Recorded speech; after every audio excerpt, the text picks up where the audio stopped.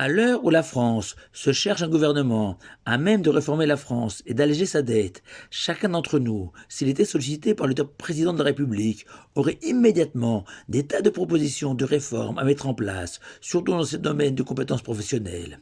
Sauf que jamais vous deviendrez ministre en mesure d'appliquer ces réformes. Inversement, le jour de Kippour est une journée invitant chacun d'entre nous à faire teshuva, nous repentir, nous réformer personnellement, un repentir, une réforme qui ne dépendent que de nous, qui sont à notre portée. Sauf que bizarrement, nous n'avons ni l'envie, ni la volonté, ni surtout le besoin de changer, de réformer notre manière de vivre la Torah et les mitzvot.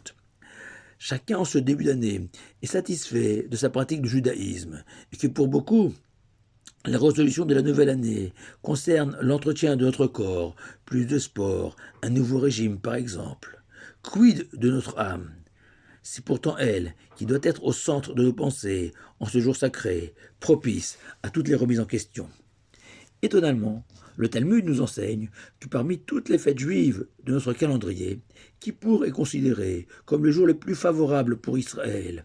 Ce jour pourtant défini par la Torah comme un jour de peine, de souffrance, où en plus de jeûner, on est dans l'inconfort, privé de douche, de chaussures en cuir notamment. Alors comment concilier ces deux dimensions de Kippour, la joie et la peine? Peut-être à l'aide d'une parabole, celle d'un alpiniste qui dans sa jeunesse était capable d'escalader les plus hautes montagnes, de découvrir à leur sommet des paysages fascinants de beauté, et d'humer le parfum unique de ces hauteurs si proches du ciel. Mais voilà qu'avec le temps, cet alpiniste a commis des excès à table, n'a pas soigné son alimentation et a pris du poids, beaucoup trop, l'empêchant de pratiquer sa discipline favorite, l'alpinisme, et de profiter des hauts sommets. Désormais, son horizon se limitait aux plages surpeuplées du bord de mer. Désespérant pour un vrai alpiniste. Mais voilà qu'un beau jour, notre alpiniste a décidé d'adopter un régime des plus stricts pour lui permettre de goûter à nouveau aux sensations des hautes montagnes, voire même de se dépasser et d'atteindre de nouveaux pics.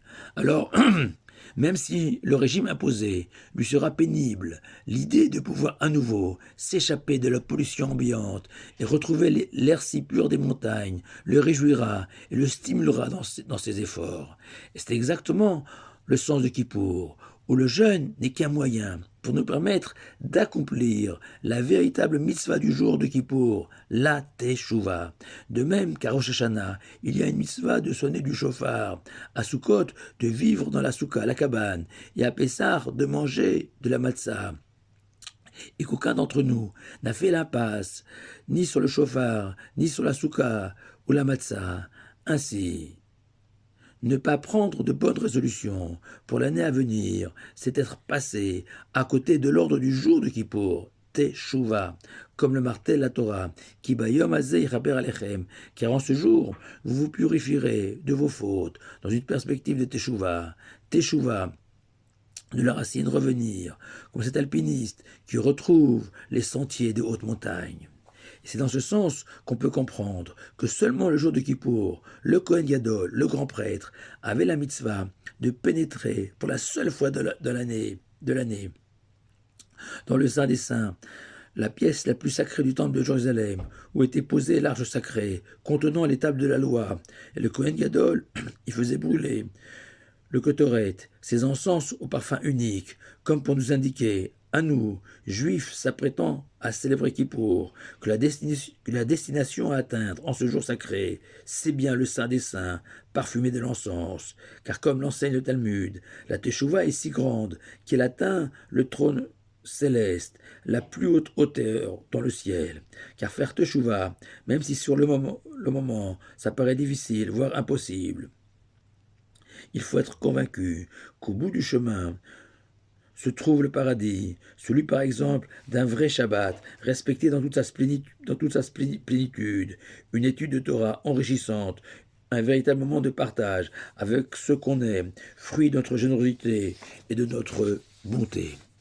Aujourd'hui, nombreux sont ceux qui ont pris l'habitude de se souhaiter, juste avant Kippour, Tzom Kal, littéralement un jeûne facile, léger. Je préfère plutôt l'expression employée par un ancien grand rabbin d'Israël, Tzom Mo'il, littéralement un jeûne utile, un jeûne qui va nous servir à commencer, entamer une nouvelle année sous les plus beaux des auspices, celle de la Teshuvah, du repentir, ce que je vous souhaite à tous, même si vous ne deviendrez jamais des ministres de la République. Gmar Khatima Tova, à vous tous et Shana Tova.